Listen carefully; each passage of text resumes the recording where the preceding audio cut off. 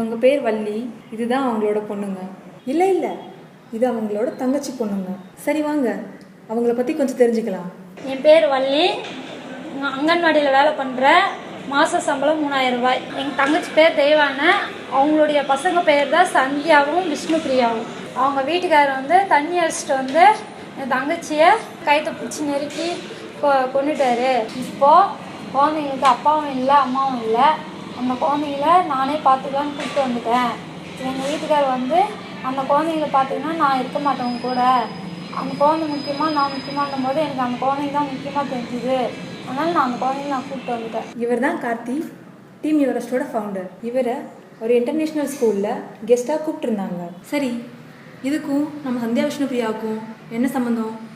வாங்க பார்க்கலாம். எனக்கு ஸ்கூல் பார்த்ததுமே ரொம்ப பிடிச்சிருந்துச்சு. சரி, இந்த ஸ்கூலில் நமக்கு தெரிஞ்ச ஒரு 2 ஸ்டூடெண்ட் படித்தா நல்லா இருக்குமே அப்படின்னு யோசித்தேன். சரின்னு வீட்டுக்கு வந்ததும் அவங்களுக்கு ஒரு இமெயில் அனுப்பிச்சேன். இது மாதிரி எனக்கு ஒரு 2 பசங்க தெரியும், அப்பாவும் இல்லை அம்மாவும் இல்லை அந்த குழந்தைங்களுக்கு. அந்த குழந்தைங்கள உங்களால் ஃப்ரீயாக ஸ்பான்சர் பண்ணி உங்கள் ஸ்கூலில் படிக்க வைக்க முடியுமா அப்படின்னு கேட்டேன். மெயில் அனுப்பிச்ச உடனே ஒரு 1 or 2 days ரிப்ளை வந்துச்சு. சரி, நீங்கள் அந்த பசங்களை கூப்பிட்டு வாங்க, நம்ம ஒரு என்ட்ரன்ஸ் டெஸ்ட் வச்சுட்டு தான் எங்களால் டிசைட் பண்ண முடியும் அப்படின்னு சொல்லியிருந்தாங்க. சரின்னு அவங்கள சென்னைக்கு வர வச்சோம். அதான் அவங்க ஆல்மோஸ்ட் ஒரு ஃபஸ்ட் டைம் சென்னை வராங்க.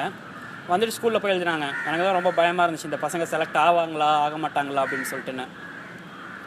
அப்புறம் டெஸ்ட் எழுதி முடித்ததுமே சந்தியா விஷ்ணுபிரியா 2 பேருமே செலக்ட் ஆகிட்டாங்க. ரொம்ப சந்தோஷமாக இருந்துச்சு. ஏன்னா இது மாதிரி ஒரு கேம்பிரிட்ஜ் சிலபஸ் இருக்கிற ஒரு ஸ்கூலில் இவ்வளோ பெரிய இன்டர்நேஷ்னல் ஸ்கூலில் பசங்க படிக்க போகிறாங்கங்கிறது உண்மையிலே ரொம்ப சந்தோஷமாக இருந்துச்சு.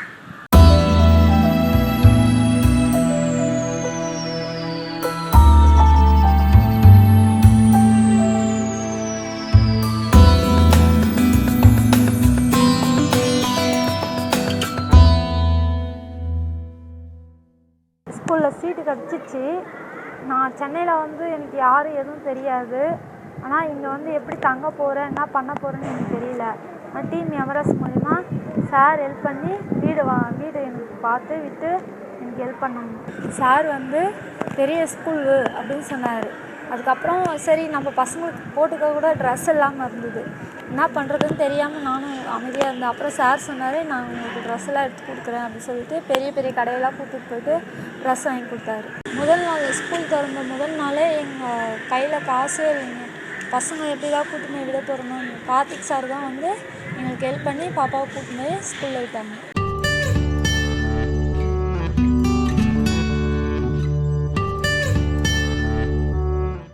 ஆரணியில் நான் பால்வாடியில் வேலை செய்கிறதுனால என்னால் பசங்களை பார்த்துக்க முடியல. அதனால் எங்கள் அம்மா தான் இங்கே வந்து பார்த்துக்குறாங்க. சந்தியா விஷ்ணுவோட வாயா எங்கள் பேத்திங்க புதிய ஸ்கூலில் சேர்த்து வச்சுக்கிறேன்.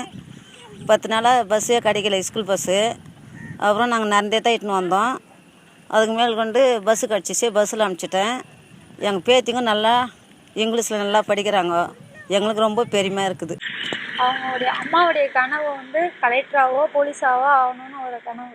அது டீம் எவரெஸ்ட் மூலிமா அந்த கனவு நினைவாயிட்டு வருகிறது. டீம் எவரெஸ்ட்டுக்கு என்னுடைய நன்றி.